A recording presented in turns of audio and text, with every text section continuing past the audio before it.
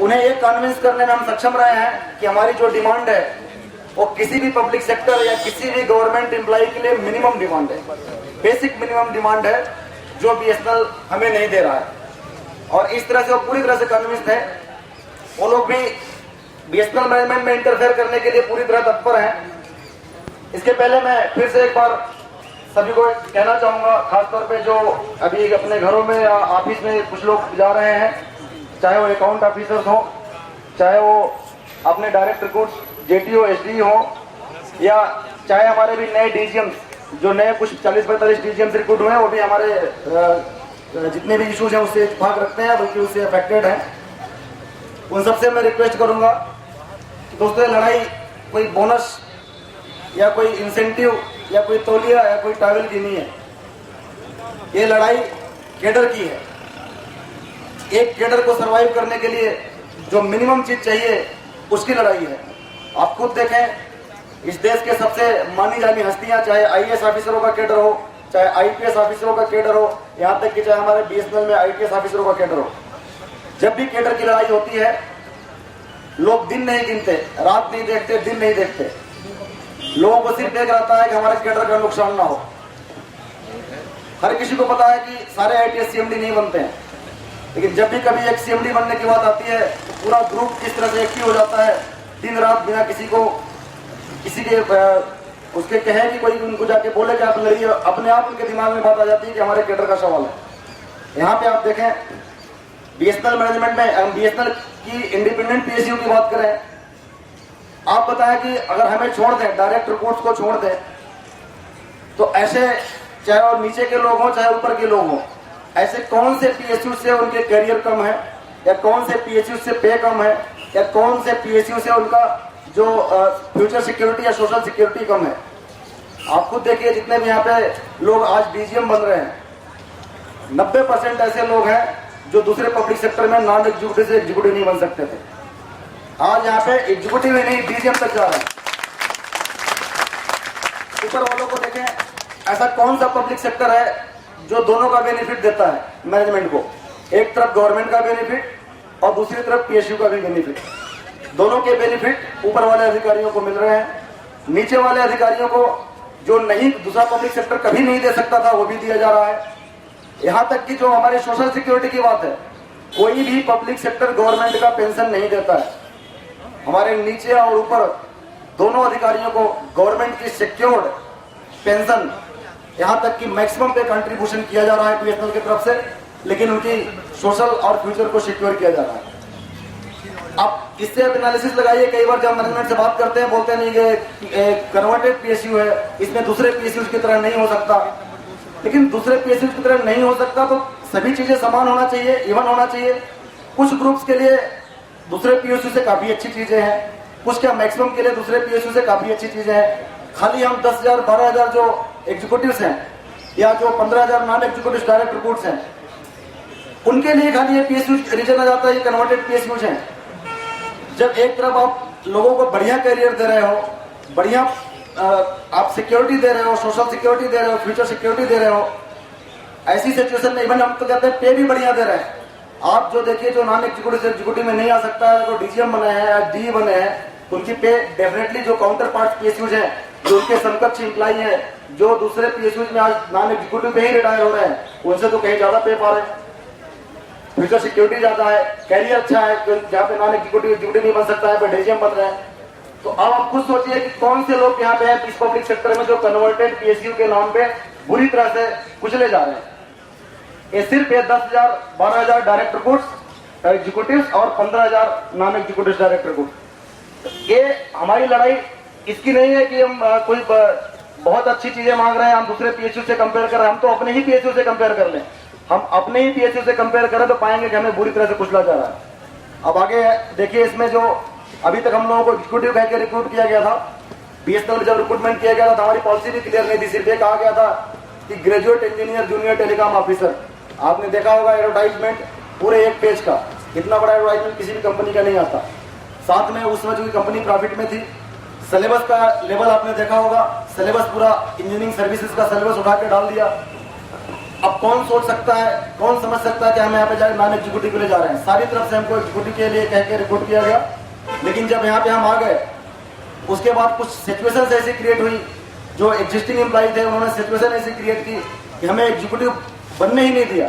हम कहने को तो एग्जीक्यूटिव लिखे जाते हैं, कहने को एग्जीक्यूटिव कहे जाते हैं, लेकिन आप आज भी फील्ड में लोगों के नाम पे जेई ही शब्द होता है और हम पूरा ट्रीटमेंट ही हमारा जेई का है और पूरी तरह से पॉलिसी भी हम जेई के फॉलो कर रहे हैं। तो ऐसी सिचुएशन में हमारी जो लड़ाई है, अगर हम इसको नहीं लड़ेंगे तो हम अभी तक तो ये हमको जेई बोल रहे हैं, अगर एमटी आ गया, आप देखिए कोई भी कंपनी जो है 24,900 से कम में रिक्रूट नहीं कर रही ग्रेजुएट इंजीनियर्स को। आज की डेट में पे रिवीजन के बाद 24,900 जो E3 पे स्केल है, भले उसको E2 कहते हैं, 24,900 से कम पे रिक्रूटमेंट नहीं कर रही है। यहाँ पे एमटी किस पे प्रपोज किया गया है? एमटी भी 24,900 पे प्रपोज किया गया है। इसका मतलब क्या हुआ? इसका मतलब ये हुआ आप तो एग्जीक्यूटिव है ही नहीं। जो दूसरी कंपनियों में एग्जीक्यूटिव का लेवल शुरू होता है वो 24,900 पे शुरू होता है। हमें तो एग्जीक्यूटिव कह दिया, लेकिन साजिश ये हो रही है कि एग्जीक्यूटिव उनको बनने ना दिया जाए। तो डे बाय डे हमारा कैरियर का अपग्रेडेशन नहीं, डिग्रेडेशन हो रहा है। ऐसी सिचुएशन में क्या आप सोचेंगे कि ये लड़ाई हमारे कैडर के लिए नहीं है, ये जो पूरी तरह से कुचलने के लिए हमें तैयार बैठे हैं। अगर हमें लड़ाई नहीं लड़ेंगे तो हम डिफॉल्ट जेई हो जाएंगे और मेरे ख्याल से 90% लोग एसडी या एडहॉक डी में रिटायर हो जाएंगे। तो दोस्तों, इसमें हमें दिन काउंट करने की जरूरत नहीं है कि हम कितने दिन स्ट्राइक के हो गए। ये सोचने की जरूरत नहीं है कि मैनेजमेंट क्या कर रहा है, नहीं कर रहा है, मैनेजमेंट देगा या नहीं देगा। हमें तो इसे लेके जाना है, इस कमिटमेंट के साथ यहाँ पे बैठना है। कुछ भी कहे कि नहीं ये तो गुंडों जैसी बिहेवियर कर रहे हैं, 7 दिन से देख लिया आपने कितनी शांति से हम लोग बैठे हैं। कोई कुछ भी कहे कि इनकी कुछ तो नहीं करते हैं, इनका तरीका ठीक नहीं है, इनका अप्रोच ठीक नहीं है। अरे आप देखो, जब कैडर की बात आती है तो बड़े बड़े ऑफिसरों के अप्रोच ठीक नहीं होते हैं। IPS और IAS तो बहुत समझदार माने जाते हैं, जहाँ कैडर की बात आती है वो भी सड़कों पे बिक जाते हैं, जान देने को तैयार होते हैं। इसमें तरीका की बात, हम कोई बोनस की मांग कर रहे हैं, तरीके की बात में आएंगे। हमें तो यहाँ पे अपनी जान की बाजी लगा के आए, अपनी नौकरी की दाव पे लगा के आए, अपना परिवार दाव पे लगा के आए। हम इस कैडर को किसी भी हालत में कुछ भी हो जाए, किसी भी लेवल पे हमें कॉम्प्रोमाइज नहीं करना है। और मैं फिर से अपील करता हूँ, जो लोग घर पे बैठे हुए हैं, जो कुछ लोग ऐसे भी हैं जो ऑफिसों में जा रहे हैं, वो इस कैडर के साथ गद्दारी ना करें। मेरी उनसे हम्बल अपील है कि अभी तक नहीं आए तो आज आप घर से निकल लें और इस दिल्ली में इस क्रांतिकारी आंदोलन में इस अपने कैडर के लिए, अपने लिए कम से कम यहाँ पे आए और हमारे जो बैठे हुए हैं साथी हैं उनसे हाथ से हाथ मिलाएं और हम देखते हैं कि मैनेजमेंट हमें कैसे हमें सुधरता है। किसी भी मैनेजमेंट की क्षमता नहीं है, किसी भी मैनेजमेंट की ताकत नहीं है कि जब यूथ अपने पास आ जाता है, जब लोग अपने आप को पहचान लेते हैं, जब सड़कों पर उतर आते हैं, तो कोई ऐसा मैनेजमेंट है, कोई ऐसी गवर्नमेंट है, कोई ऐसी क़यामत नहीं है जो इनको यहाँ से हटा सके। तो दोस्तों, मैं आप सब लोग भी उन लोगों से बोले जो यहाँ पे आए हैं, जो यहाँ पे बैठे हुए हैं, वो किसी भी हालत में इस दिल्ली के इस जगह को, इस क्रांति को छोड़ के नहीं जाएंगे। बल्कि जो लोग नहीं, अभी तक 1200 लोगों का और रिजर्वेशन की रिपोर्ट हमारे पास आ चुकी है, जो 1200 लोगों ने रिजर्वेशन करा लिया है और वो मंडे को मॉर्निंग में यहाँ पहुँच रहे हैं। मंडे को मॉर्निंग में सारे लोग यहाँ पहुँच जाएंगे और जितनी भी संख्या है, अगर ये मैनेजमेंट, हालांकि मैनेजमेंट अपनी बातचीत का रास्ता जारी रख रहा है, हमें खबर भी मिली है कि शायद आज इनसे बात करें कॉल करके, हम भी बातचीत का रास्ता बंद नहीं करेंगे, बातचीत हम करेंगे। लेकिन ये तीनों इशू जो है, ऐसे हमारे 6-7 इशूज हैं, लेकिन 3 ऐसे इशूज हैं जिसपे हमको अगर जान भी देनी पड़े।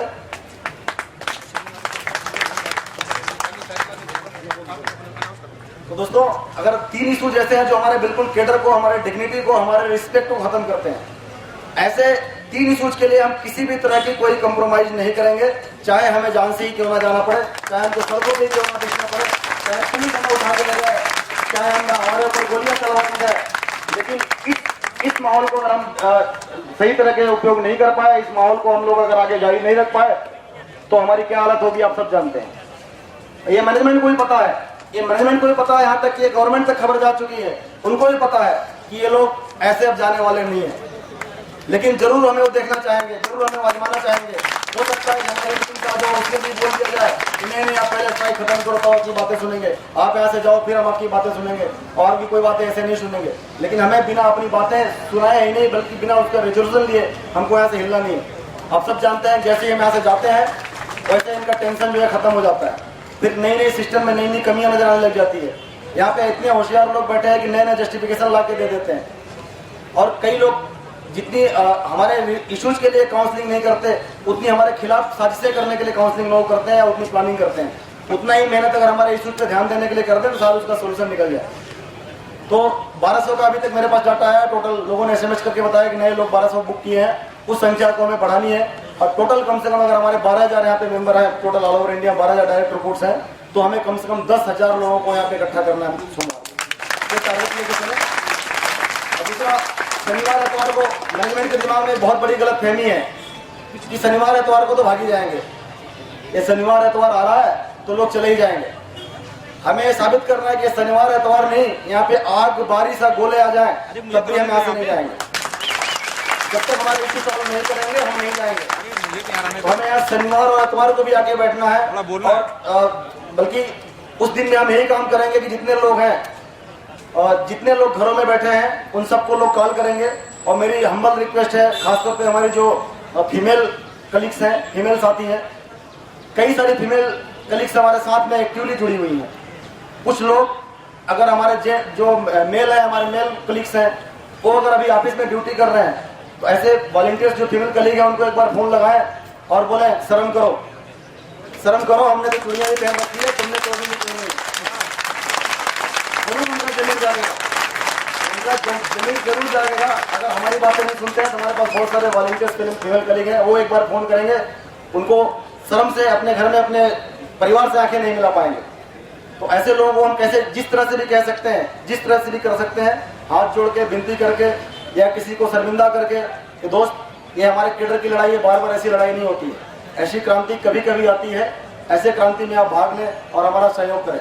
अभी जो मैनेजमेंट एक्सक्यूज दे रहा है कि नहीं नहीं ये तो कुछ लोग हैं, अब ज्यादातर लोग तो ऑफिसों में बैठे काम चल रहे हैं, हमारा काम चल रहा है और हम इनकी बातें, ये 10-20 लोग, 50 लोग, 100 लोग मिलकर चिल्लाते हैं, इनकी बातें सुनने लग गए तो हम जैसे सुनते ही रह जाएंगे। तो ये उन लोगों की बदौलत हो रहा है। उन लोगों को समझाना पड़ेगा कि आप ये मत सोचो कि हम दिल्ली गए तो लेके आएंगे तो आप में बढ़ जाएगा।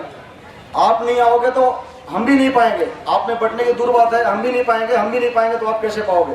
और हमारे इश्यूज बहुत ही क्लियर है, आपको मिलना ही मिलना है, बस टाइम फैक्टर है। आप जितनी जल्दी यहाँ पे इकट्ठा हो जाए सब एक साथ, मैनेजमेंट को उतनी ही जल्दी समझ में आ जाएगा कि अब बिना दिए कोई रास्ता नहीं है, बिना इनका इशू रिजॉल्व किए कोई रास्ता नहीं है। तो फिर से भी करूँगा दोस्त, कोई भी आदमी ये ना सोचे कि साहब कितना दिन हो गया, मैनेजमेंट सुन रहा है कि नहीं सुन रहा है। हमें सिर्फ अपने टारगेट, अर्जुन की तरह मछली की आंख पे नजर रखनी है, हमें अपने टारगेट पे नजर रखना, चाहे कुछ भी करना पड़े। अभी तक हम शांतिपूर्वक कर रहे हैं, देश को आज़ादी सिर्फ और सिर्फ गांधीगिरी से नहीं मिली, आप सब जानते हैं। गांधी जी का बहुत बड़ा योगदान रहा है इस देश को आज़ाद कराने में, लेकिन बहुत सारे कर्नल सेक्टर काम करते रहे। हमने भी अपने आप को एक पेशेंस के रूप में पूरे सप्ताह, आपने देखा होगा किस तरह हमने अपने आप को आगे बढ़ाया है एक एग्जीक्यूटिव मैनर में। हमने पहले सप्ताह में ब्लैक बैचेज लगाए, ऑफिसों में काम किए। इसके बाद एक सप्ताह हमने छुट्टियां, मास लीव दी। मास लीव मेरे ख्याल से 50% से ज़्यादा लोगों ने नहीं दी होगी, फिर भी एक चेतावनी थी इनके लिए कि मास लीव पे अगर 50% भी चले गए तो आगे जाने में 100% हो जाएंगे। फिर भी उन्होंने कुछ नहीं किया। फिर हम एक सप्ताह, आखिर ये जो वीक चल रहा है, हम कारपोरेट ऑफिस में पहले दिन इकट्ठा हुए थे। कारपोरेट ऑफिस में उन्होंने अंदर जाने से मना किया, जबकि सारे लोग अंदर धरना प्रदर्शन करते हैं। वो क्या समझते हैं कि इतनी भीड़ को रोक सकते थे? अगर हम अंदर बैठ के करना चाहते, अंदर बैठना चाहते, तो इतनी भीड़ को रोकने में सक्षम था मैनेजमेंट? नहीं था। ये हमारी एग्जीक्यूटिव मैनेजर की पहचान है कि हमने उस बात को भी उसको आड़े हाथों नहीं लिया। हमने बोला ठीक है साहब, आप बैठने देंगे तो बैठेंगे, नहीं बैठने देंगे तो हम जंतर मंतर पे बैठेंगे। हमने एक सप्ताह अपने पेशेंस का भी परिचय दिया है। हमने एक एग्जीक्यूटिव मैनेजर, जिस तरह से बोलते हैं आप लोग नॉन एग्जीक्यूटिव या मजदूरों की तरह बिहेव करते हो, हमने इनको अपनी सारी पहचान दे दी है। लेकिन जैसा कि मैंने पहले ही कहा, जब केडर की बात आती है, जब सर्वाइवल की बात आती है, तो बड़े बड़े ऑफिसर्स अपने मैनेजर को भूल जाते हैं। आप सबने देखा होगा रिसेंटली किस तरह से चीजें लगातार होती आ रही हैं, सब भूल जाते हैं। और हमने तो अपना बहुत पेशेंस का परिचय दिया है, ऐसा ना हो कि हम भी वो मैनेजर को भूल जाए। इन मैनेजमेंट को चेतावनी के रूप में लेना चाहिए, और जिसकी में हो गया उसके जिम्मेदार हम नहीं है, मैनेजमेंट इसका जिम्मेदार होगा। क्योंकि हमने इतना लंबा टाइम, आज तक हम खुद जाके मिले हैं मैनेजमेंट से, हमने खुद कोशिश की है कि मैनेजमेंट हमसे मिलकर बात करके इश्यूज को रिजॉल्व करे। मैनेजमेंट ने हमें आज तक फॉर्मल मीटिंग नहीं दी। फॉर्मली जबकि उनको कॉल करके राइटिंग में लेटर लिख के बुलाना चाहिए, उन्होंने अभी तक कॉल नहीं किया। तो ऐसी सिचुएशन में हमारे पास सारे जस्टिफिकेशंस हैं।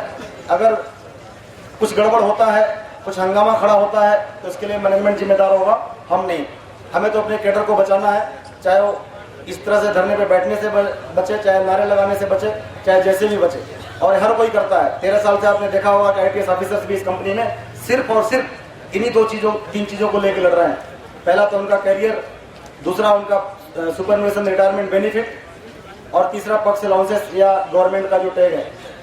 इन्हीं चीज़ों के लिए लड़ रहे हैं, जबकि उनके पास कोई कमी नहीं, हमसे बहुत अच्छे स्टेटस पे हैं, बहुत अच्छा पैसा कमा रहे हैं, सारे कुछ अच्छा है, फिर भी उनको जब अपने रिस्पेक्ट की बात आती है, अपने डिग्निटी की बात आती है, तो गवर्नमेंट से 13 साल से सारे नियम कानून को धता बताते हो। आप सबको मालूम है 5 साल से ज़्यादा डेपुटेशन नहीं हो सकता, फिर भी हर जगह से लड़ा इन्होंने। उनकी यूनिटी, उनकी एकता का ही कमाल है कि आज तक सारे नियम को दाव पे रखते हुए भी आज भी BSNL सर्वाइव कर रहे हैं, और आज वो सारी चीज़ें उनको मिल रही है जो एक गवर्नमेंट या PSU के एम्प्लॉई को अलग अलग देखेंगे तो नहीं मिलेगा।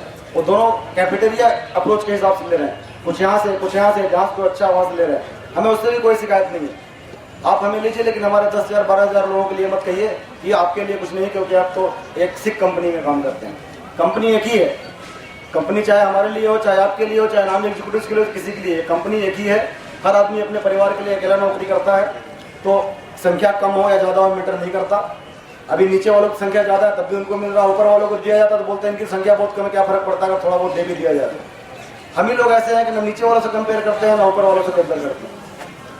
तो इस सिचुएशन में हमारे पास लड़ाई के अलावा कोई रास्ता नहीं है, और 100% मैं आपको भरोसा दिलाता हूँ, इस बात की पूरी गारंटी देता हूँ कि जो हमने इशूज उठाए हैं, आपके एक इशूज रिजॉल्व होंगे और एक इशूज मिलेंगे आपको, और ये ऐसे इशूज होंगे जब रिजॉल्व होंगे तब आप ये कह पाएंगे कि हाँ आज हम वाकई में पब्लिक सेक्टर में या गवर्नमेंट कंपनी में काम करते हैं। आज तो सिर्फ हमारे दिमाग में है, आज हमारे दिमाग में सिर्फ पता है कि हमने प्राइवेट सेक्टर पब्लिक सेक्टर में काम करते हैं, जिसका सिर्फ 100% शेयर गवर्नमेंट का है। हम ऐसी कंपनी में काम करते हैं, लेकिन एक्चुअली में ऐसा है नहीं। जैसा कि हमारे कासवान साहब ने बताया कि हमारे 4 कलीग की डेथ हुई है, वो पता करें शायद वो किसी दुकान पे, कबाड़ी की दुकान पे काम कर रहे होते, तो कबाड़ी वाला भी कम से कम उनको उनके फैमिली की 2-4-6 महीने साल भर की व्यवस्था दे देता। आपने देखा होगा कहीं कोई काम करते करते कोई अगर किसी कंपनी में मर जाता है तो कानून में व्यवस्था है कि उसकी कंपनी की जो कंपनसेशन है वो दुकान वाला या वो कंपनी वाला वो संस्था देगा। यहाँ पे तो ऐसी भी व्यवस्था नहीं है, यहाँ पे मर गए तो छोड़ देते हैं कि जाने दो, उसके बाद भूल जाते हैं।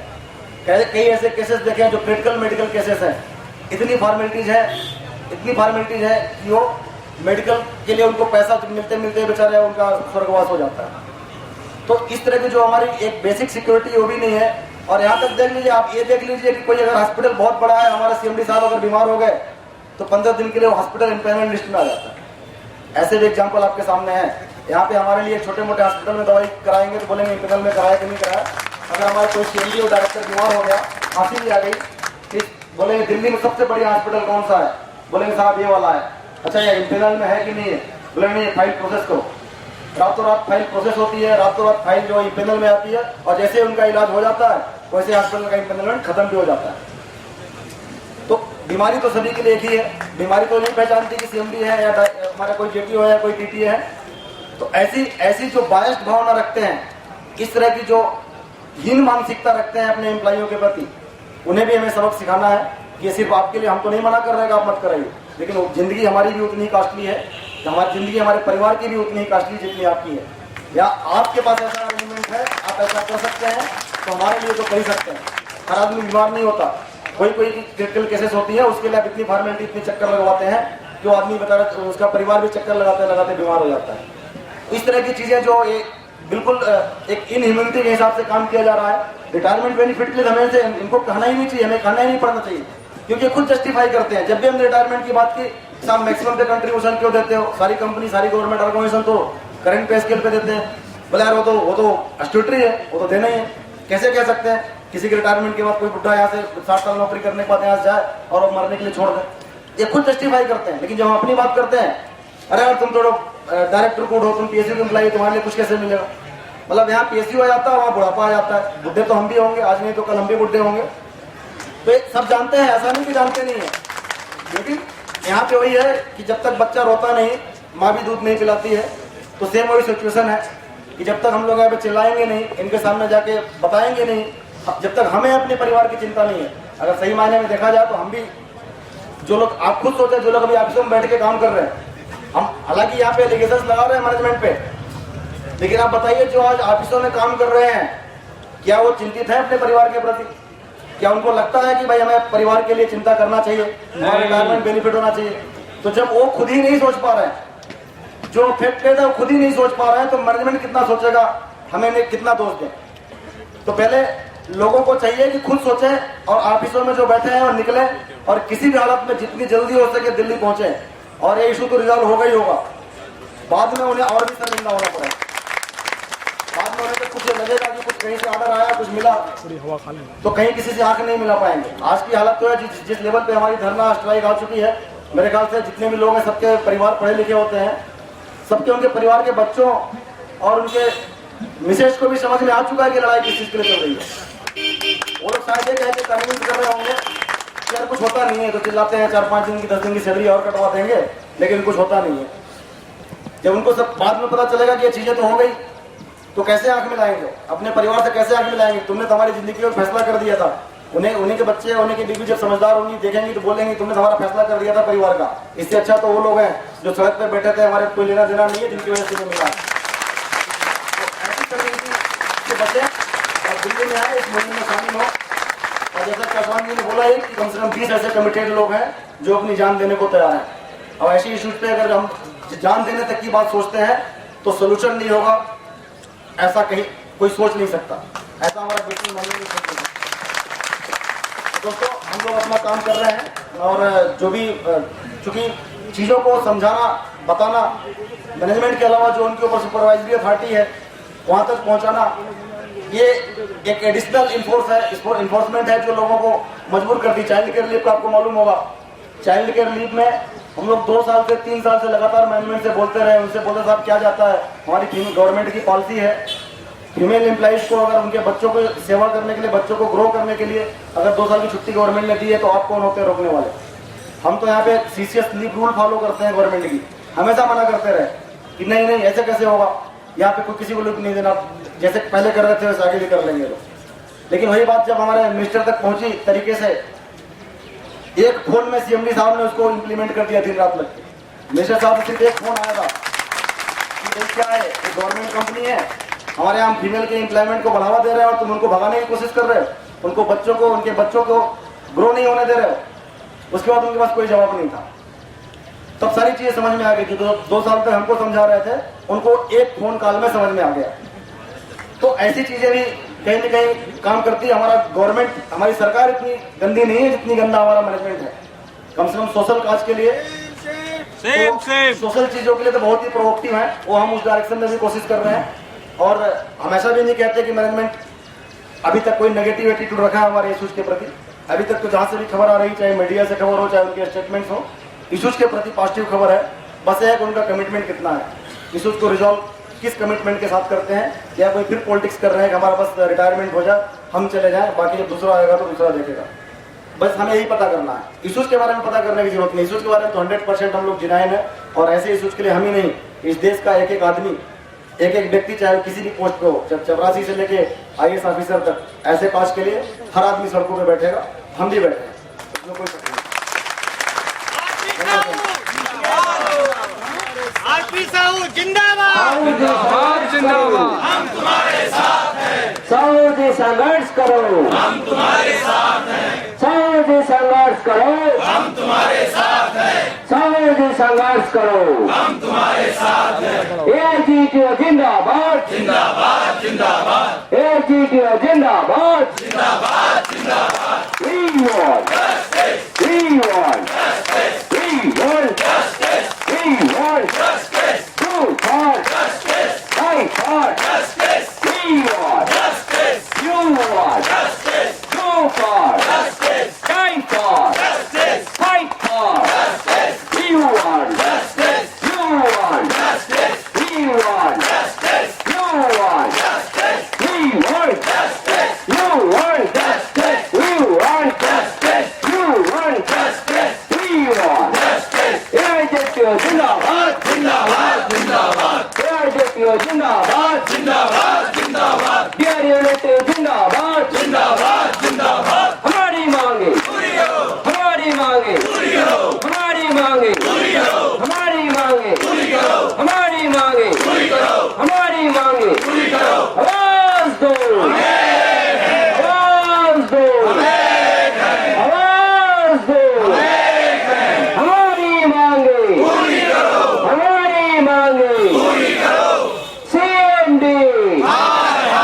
CND, मैनेजमेंट, मैनेजमेंट, आवाज दो, आवाज दो, साहू संघर्ष करो, हम तुम्हारे साथ हैं, साहू संघर्ष करो, हम तुम्हारे साथ हैं, आवाज दो, एक बार शेर की तरह आवाज दो यार, धार के आवाज दो।